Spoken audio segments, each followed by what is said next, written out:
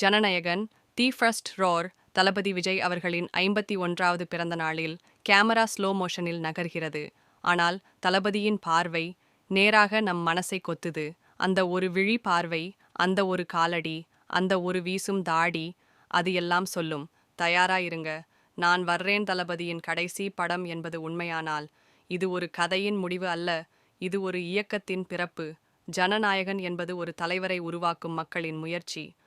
அவரது குரலில் மக்கள் உரக்க பேசுகிறார்கள். அரசியல் என்கிற வார்த்தைக்கு நேர்மையும் நம்பிக்கையும் கொடுக்கும் படம் இது. தமிழக வெற்றி கழகம் வெறும் கட்சி பெயர் இல்லை, இது ஒரு சமூக மாற்றத்தின் மையம்.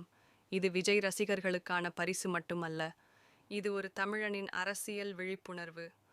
த ஃபர்ஸ்ட் ரோர் என்றொரு வார்த்தை, ஆனாலும் அதில் ஒலிக்கிறது கோடிக்கணக்கான மக்கள் ஆசைகள்.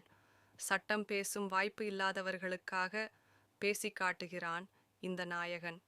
விஜய் பேசும் ஒவ்வொரு வரியும் உண்மை, நியாயம், சமூக நிலைமை, அரசியல் வலைவீச்சு என அனைத்தையும் ஸ்கிரீனில் கொண்டு வரப்போகிறது.